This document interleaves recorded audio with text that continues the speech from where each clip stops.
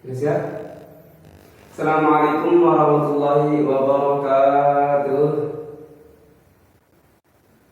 Kok pada semua? Assalamualaikum warahmatullahi wabarakatuh. Bagus. Kompak ya.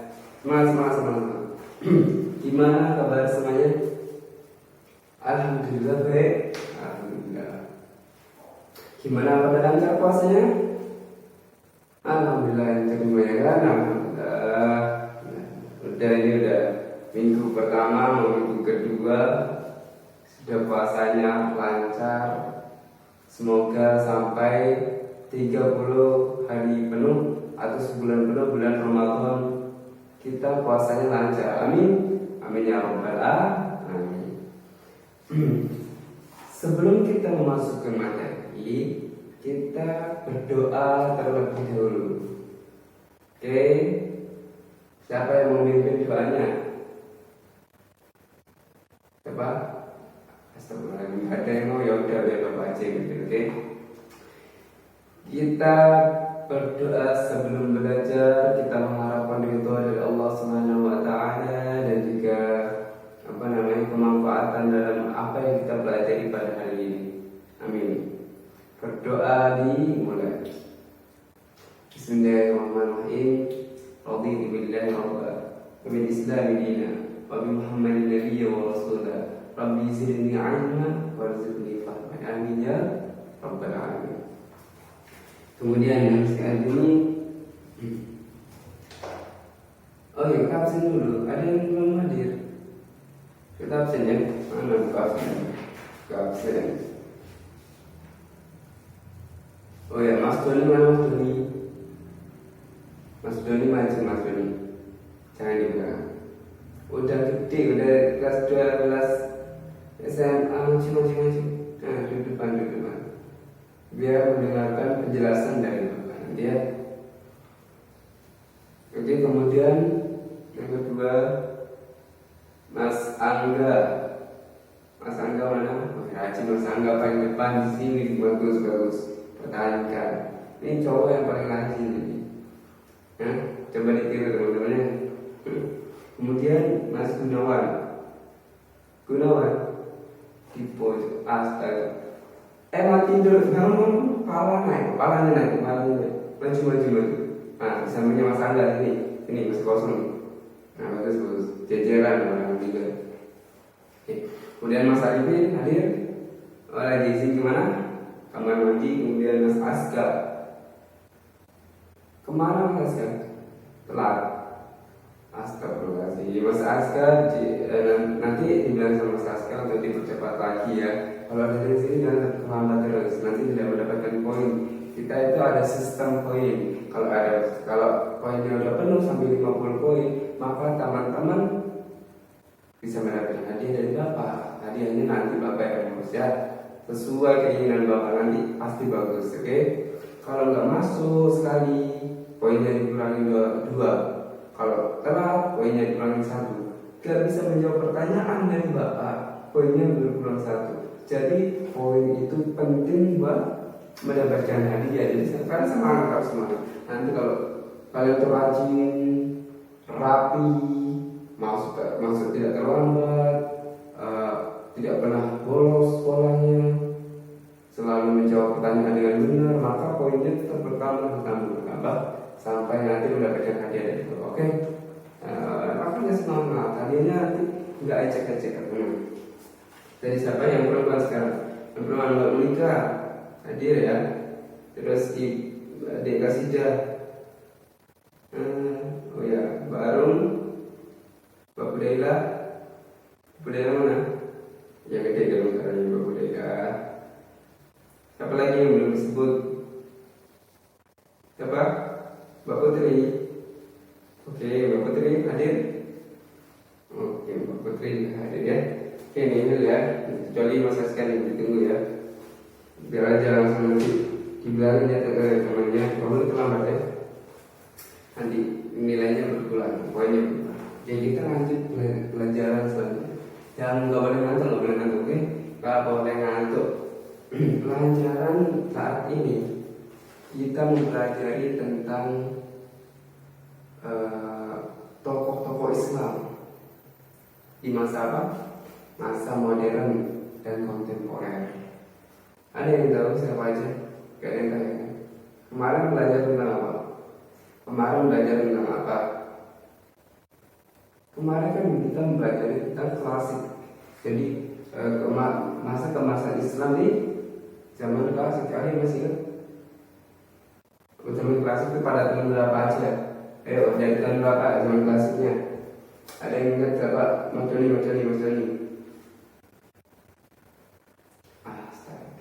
Itu masih kecil banget itu mah. Ayo, siapa yang tahu? Mbak Monica. Dari tahun 650 Masehi. Bagus. Sampai tahun berapa yang klasik? Coba ibu kasih dah. Oh benar, dari sampai tahun 1250 Hijriah. Pintar sekali. Kemudian ada juga namanya pertengahan. Memang kita mempelajari dua itu kan. Yang pertengahan apa? Dari berapa? Coba ada yang bisa. Coba Mas Gunawan dari kantor. Mas Gunawan dari kantor. Salah Mas. Masih ingat? Oke, ingat deh. Dari tahun 1250. Benar, karena kan tadi sanksinya 1250.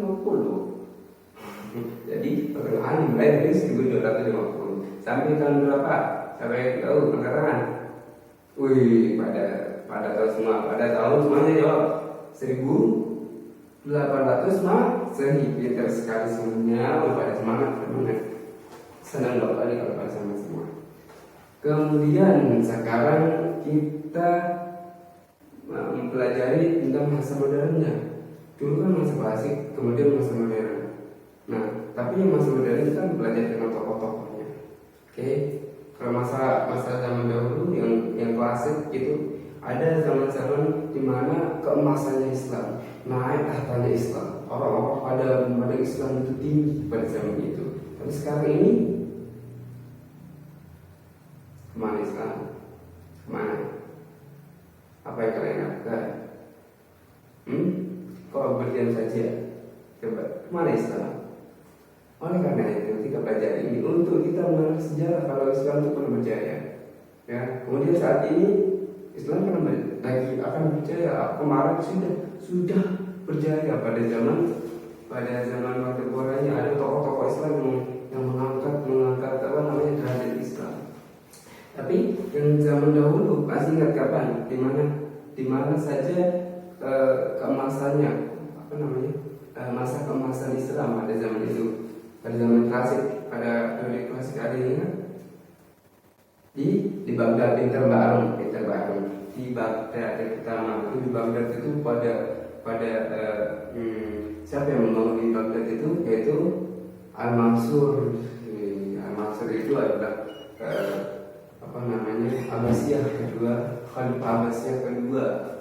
Al-Mansur kemudian pada tingginya, pada naiknya keemasannya, pada pucuk kemasannya itu dipimpin oleh Khalifah Harun al-Rasyid di Baghdad. Kemudian yang kedua di daerah mana? Di daerah mana? Mas Arifin?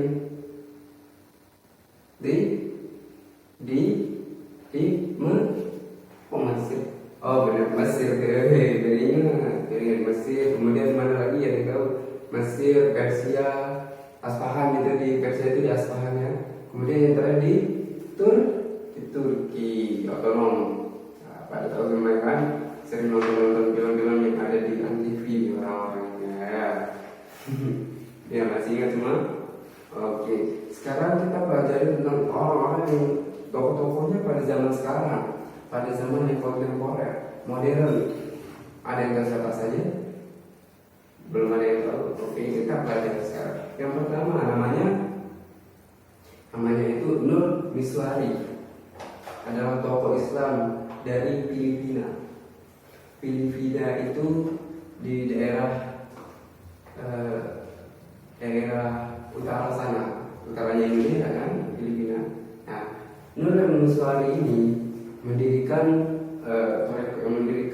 gerakan namanya Moro National Liberation Front. Nah, sebelum itu kita harus mengenal sejarahnya. Siapa sih beliau? Beliau itu orang biasa. Ayahnya saja itu bukan kiai, bukan ulama, bukan orang besar, tapi siapa? Nelayan yang sering nyari ikan, dengan seni, nyari ikan di laut, kayak gitu.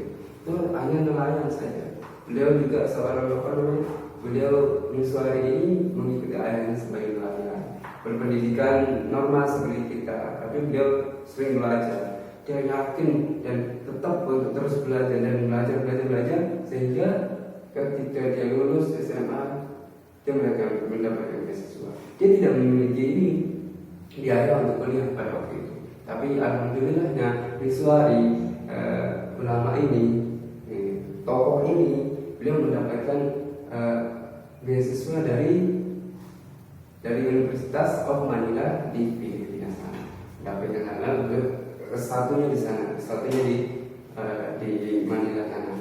Kemudian adik-adik harus tahu beliau itu mempelajari banyak hal di universitas tersebut. Beliau mengikuti banyak kegiatan, banyak organisasi, banyak ekstrakurikuler yang ada di kampus tersebut, mengikuti UKM pada sekarang menentukan. Beliau belajar banyak segala hal sehingga beliau itu mendapatkan banyak teman, beliau mendapatkan banyak pengalaman, banyak pengetahuan dan banyak hal-hal baru yang belum dia tahu di luar sana.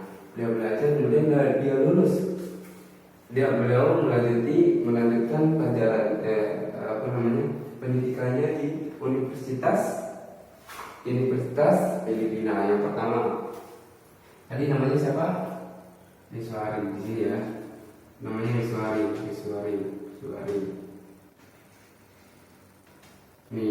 Ini seorang nelayan, bapaknya seorang nelayan. Dia belajar di Universitas Manila. Universitas Manila, Filipina. Nah, ini satunya di Filipina sana. Kemudian S2-nya dilanjutkan juga di Filipina, di Universitas Filipina.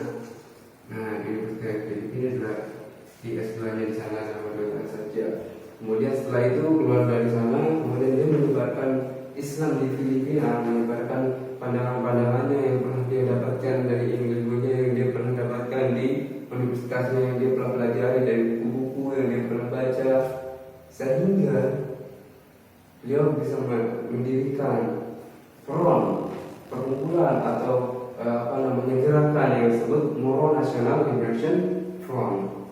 Di situ itu memandang orang itu secara semuanya itu baik. Semua itu ada pandangan-pandangan di sana. Semua itu adalah orang-orang baik, di mana pandangan tersebut memberikan orang-orang itu bisa berkarya, bisa maju dengan caranya sendiri. Baik itu orang yang berkulit hitam, orang yang berkulit putih, rasnya apa, ininya apa, dia itu bisa menghargai segala aspek yang bisa masuk ke dalam hidupnya. Maka di sana itu dia maju karena itu. Tapi apa? Ada bentrokan dengan negaranya sendiri, yaitu Filipina, negara pemerintahan Filipina sana. Maka terjadi perang di sana. Terjadi perang antara front tersebut dengan pemerintahan sana.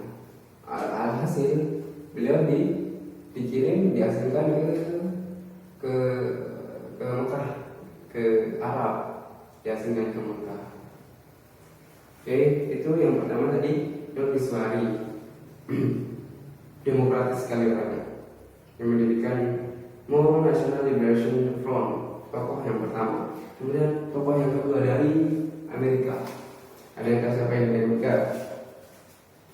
Ada yang tahu dari Amerika siapa? Namanya Elijah Muhammad dari Amerika Serikat ya. Namanya Elijah Muhammad. Dia adalah sama seperti Miswari tadi. Bapaknya itu hanya seorang petani yang setiap harinya hanya menanam. Kemudian beliau hadir untuk menyebarkan Islam. Tapi beliau juga ikut bapaknya sebagai petani, kerja di sana sini, kerja di mana-mana, mengikuti seperti guru-guru biasa, Kemudian ketika umur 16 tahun beliau keluar dari rumahnya, beliau belajar mempelajari banyak hal di luar sana. Kemudian beliau mendirikan satu gerakan yaitu yang disebut dengan The Nation of Islam, di mana di Amerika sana. Kemudian dari pandangan-pandangannya itu menyebarlah ke banyak murid-muridnya, banyak orang-orang yang ada di sekitarnya. Kemudian setelah beliau wafat digantikanlah oleh anaknya yang memegang The Nation of Islam tersebut. Dan ini adalah berpengaruh besar di Amerika sana, karena Islam di Amerika kan sangat minim sekali. Kemudian dengan adanya beliau, dengan toleransinya beliau kepada banyak orang, sehingga karena dengan ketoleransian itu banyak yang bisa menerimanya, kehadirannya itu banyak yang menerimanya. Kemudian setelah banyak menerimanya, beliau itu gampang untuk menyebarkan Islam. Beliau itu juga beliau kan orang hitam, orang yang berasal dari kulit hitam. Kemudian tapi dia bisa menerima orang-orang putih, bukan berperang antara orang-orang hitam, kaum hitam dan orang-orang putih. Jadi bisa diterima di mana saja. Namanya nama tokoh tersebut namanya Elijah Muhammad. Yang kedua namanya Elijah Muhammad ya. Apa tadi? The Nation of Islam. The Nation of Islam. Nah, Elijah Muhammad ini lahir pada 7 Oktober 1897 dan wafat pada tanggal 25 Februari 1975. Oke, pada kami semua, alhamdulillah. Kemudian yang ketiga yaitu namanya Dr. Futaki Shauki. Astagfirullahaladzim. Dr. Shauki Futaki. Dr. Shauki Futaki ini berasal dari Jepang. Nah, beliau itu awalnya itu bukan orang Muslim. Beliau agamanya sebelumnya itu agama Buddha, di mana memegang agama yang lain selain dia itu adalah agama yang salah. Namun setelah beliau ini pekerjaannya sebelumnya beliau pekerjaannya sebagai pengacara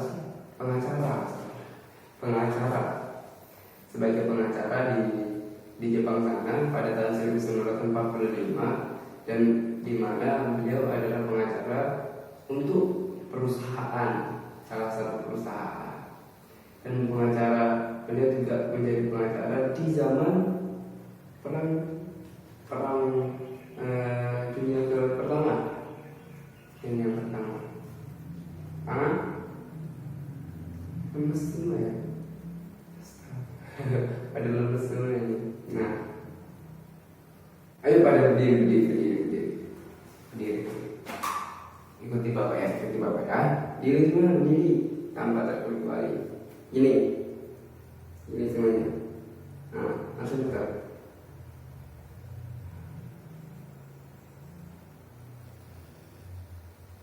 Dah, diganti ini. Dah belum? Nah, yang terakhir nih. Nah, yuk, ya duduk semuanya. Silakan duduk. Udah seger semuanya kan? Udah seger. Masa belum seger? Kalian tuh udah besar untuk belajar, karena ini adalah materi terakhir. Karena ini semester 2 kan materi terakhir. Kalau nanti kalian tuh ada yang di sini ujian nasional lulus, nah makanya ini ada pembelajaran terakhir. Jadi sampai itu teman-teman yang ada di sini tuh harus rajin untuk belajar. Oke? Nah, oke. Kita lanjut lagi materinya. Tadi sampai Dr. Shauki Futaki. Dr. Shauki Futaki di sini itu sebagai pengacara, namun dia dipenjara. Dipenjara gara-gara apa? Gara-gara membobrokkan salah satu perusahaan di mana perusahaan itu memiliki kekurangan. Jadi di apa namanya disebarluaskan hal-hal yang menjadi kekurangan di perusahaan tersebut, sehingga dia dimasukkan ke dalam penjara selama berapa? Selama 3 tahun. Selama 3 tahun di penjara. Alhamdulillah. Alhasil di penjara tersebut, di kurungan tersebut, dia itu suka membaca. Tentunya suka membaca. Sekarang kan suka membaca, banyak bacaan yang dia baca, termasuk buku tentang ilmuwan. Terus dia membaca tentang filsafat juga, sehingga dia berpikir bagaimana sih rupanya Tuhan, bentuknya Tuhan seperti apa, rasanya Tuhan seperti apa, bagaimana rasanya berbincang dengan Tuhan. Ada yang tahu? Nggak ada yang tahu ya. Dia berpikir dengan itu. Kan awalnya Buddha, dia hanya melihat patung itu Tuhan, patung Tuhan.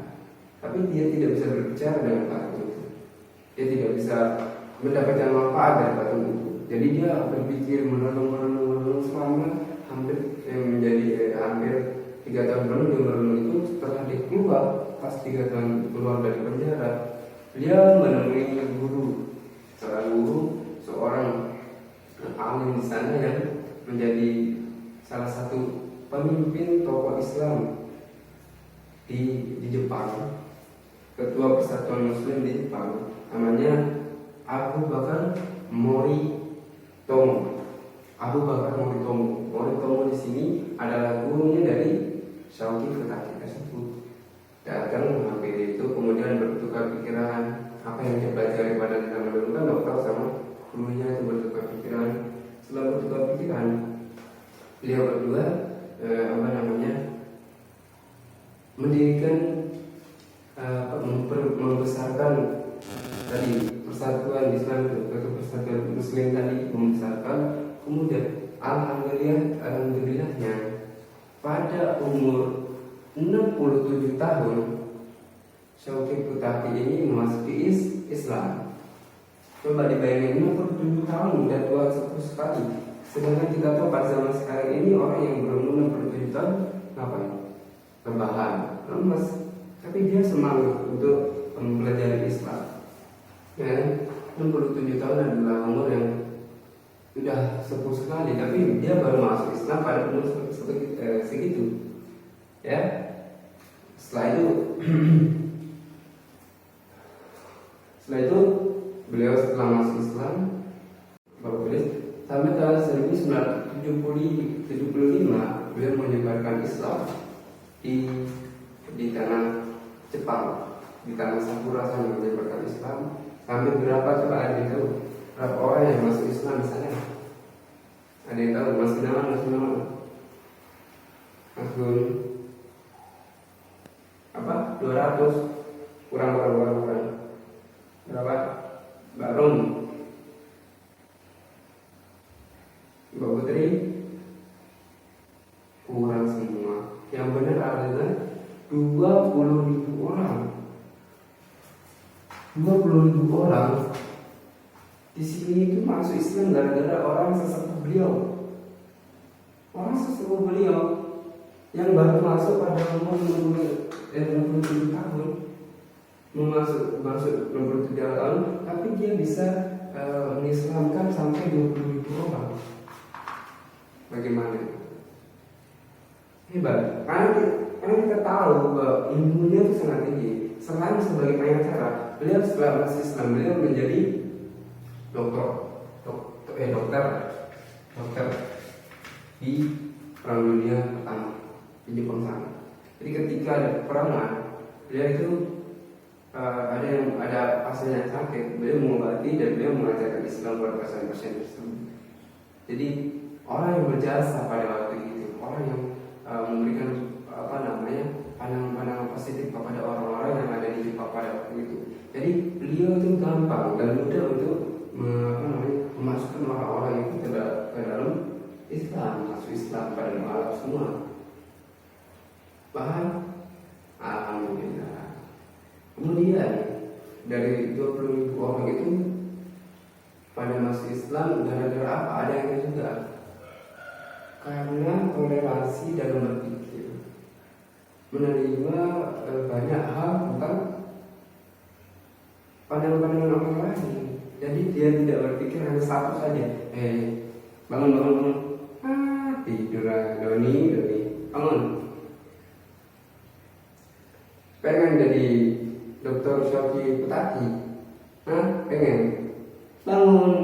Semangatnya kuat walaupun sudah sepuh ya. Jadi karena kearifannya, mengerti banyak ilmu, jadi beliau itu sangat toleransi terhadap banyak pandangan, banyak menerimanya. Kemana dia datang, kemana dia hadir, orang-orang pada menerimanya karena pandangan-pandangannya sangat luas. Ya, baik, kita mempelajari tentang ini, teman-teman harus meyakini bahwasanya yang namanya pandangan-pandangan yang luas, ilmu yang kita pelajari ini adalah ilmu yang dapat bermanfaat untuk orang lain. Jadi beliau-beliau juga seperti itu. Ilmunya itu dia berdoa terlebih dahulu, kemudian Bismillah, lancar berdoa, menjadi orang-orang yang besar. Jadi ilmunya bermanfaat untuk orang lain. Semoga juga kita belajar pada hari ini kita mendapatkan ilmu yang bermanfaat untuk teman-teman dan bermanfaat untuk negara, bangsa dan di dunia dan di akhirat. Ya. Kemudian itu kan yang di luar negeri. Yang di Indonesia ada juga. Di Indonesia itu ada tokoh kontemporer, modern kontemporer. Di Indonesia namanya Gus Dur. Abdul Rahman Wahid, Kiai Haji Abdul Rahman Wahid. Ya Haji Abdul Rahman Wahid anak siapa? Anaknya siapa? Ya Haji Hashim Asyari. Cucunya dari Haji Asyari. Putranya dari Haji Wahid Hashim gitu. Jadi Kiai Abdul Rahman Wahid, bapaknya siapa? Haji siapa tadi? Wahid Hashim Ali. Benar. Kemudian kakaknya siapa? Haji Hasyim Asy'ari. Benar sekali. Pendirian NU itu tokoh-tokoh Islam yang ada di zaman kontemporer dan modern sekali. Ya. Nanti. Kemudian yang di mana Gus Dur ini sebagai presiden juga, presiden Indonesia. Yang keberapa? Ada yang tahu? Yang keempat, beliau itu belajar di mana-mana. Beliau itu sangat memahami tentang politik, tentang sosial, tentang agama. Karena beliau kan lahir di Lirboy, jadi jamaah sana dan mengerti tentang keagamaan, mengerti tentang hal-hal yang berbau agama. Kemudian dia pergi belajar ke Magelang sini, ke pondok pesantren, salah satu pondok pesantren di Magelang. Kemudian dia belajar di Krapyak juga, di situ di Krapyak, di pondok pesantren Krapyak. Setelah itu dia kembali lagi ke rumahnya di rumah sana. Kemudian beliau dapat beasiswa di Mesir. Setelah dari Mesir, beliau saking udah banyak ilmunya, dia nggak betah di Mesir. Beliau pindah sampai ke Amerika, sampai ke kemana-mana. Dia itu nggak pernah menetap dan itu belajar karena ilmunya itu langsung cepat dia serap. Itu Gus Dur, itu pandangannya tentang orang-orang yang di sekitarnya. Beliau saking toleransinya, menerima banyak orang yang hadir kepada dirinya untuk memberikan fatwa-fatwanya, dan untuk fatwa itu bisa diterima di masyarakat. Sampai banyak orang-orang yang non dari Islam dan Muslim itu yang menerimanya. Ya, banyak sekali orang-orang yang di luar sana yang menerima beliau. Makanya beliau bisa menjadi presiden keempat di Indonesia. Kemudian yang terakhir ada yang terakhir.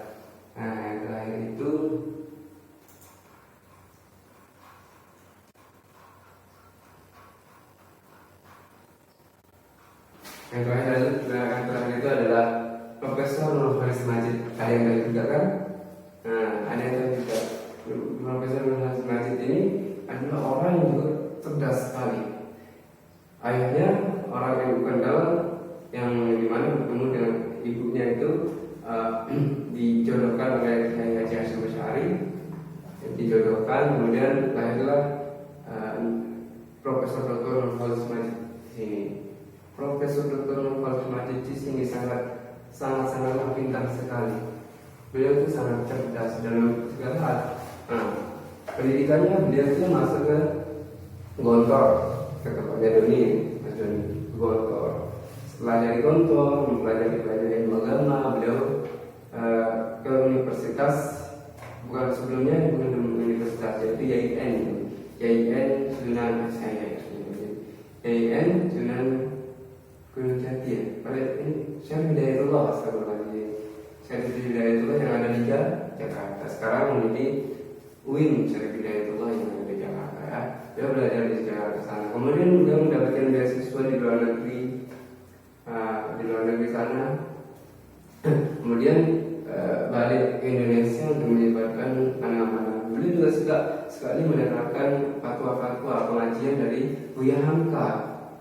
Sangat menarik katanya beliau, sangat bisa dipahami, bisa diserap oleh beliau. Itu ada orang yang berpikir luas dan Islam. Beliau menjadi orang dalam dari pemerintahan juga dulu. Orang saking pintanya beliau. Itu adalah materi-materi kita. Orang-orang hebat, orang-orang yang harus kita ikuti perjalanannya. Jadi ikuti ilmunya, bukan sampai sini saja, tapi sampai kita tua nanti, sampai seperti Syauqi Futaki bisa mengislamkan 20.000 orang, ya kan? Kemudian seperti itu sudah bisa menjadi presiden. Kemudian seperti Profesor Nurholis Majid itu bisa menjadi orang yang cerdas, bisa menerima segala hal, ya, dalam segala aspek. Kemudian kita juga bisa menjadi yang pertama dari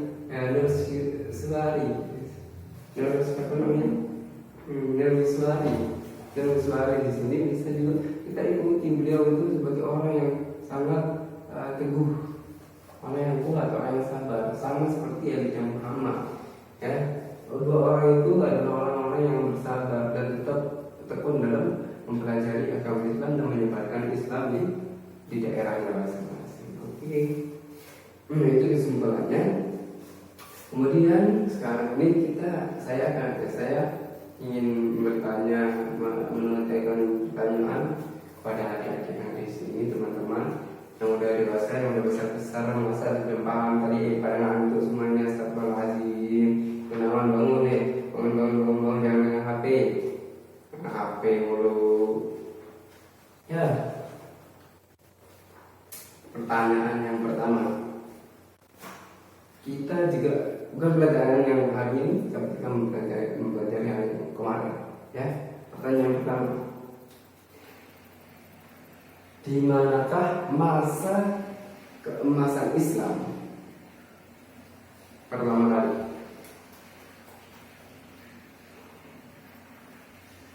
Ayo, masih ingat? Yang ingat katakan.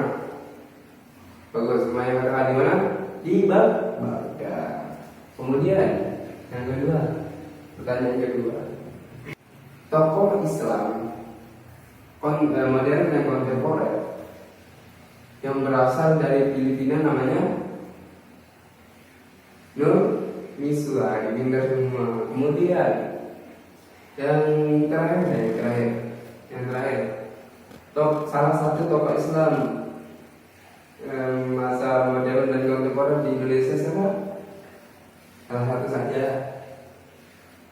Ada yang nyebut Profesor Nurholis Majid, ada yang nyebut Gus Dur, boleh saja, boleh saja Gus Dur. Mungkin hanya itu yang dapat Bapak sampaikan karena waktu sudah habis sudah. Mungkin hanya itu yang dapat Bapak sampaikan. Apabila ada kesalahan dalam berbicara atau keliruan, maka Bapak mohon maaf secara secara tulus hati, Bapak mohon maaf. Kemudian kalau ada kebenaran ketika berbicara itu hanya dari Allah Subhanahu wa Ta'ala. Dan jika ada yang bingung nanti tanya ke Bapak langsung, oke? Paham dong? Baik. Alhamdulillah, alhamdulillahirabbil alamin. Baik, kita tutup dengan pelajaran pada hari ini dengan baca kafaratul majelis. Subhanallah. Amin. Sekian dari Bapak. Alhamdulillah, alamin. Assalamualaikum warahmatullahi wabarakatuh. Terima kasih.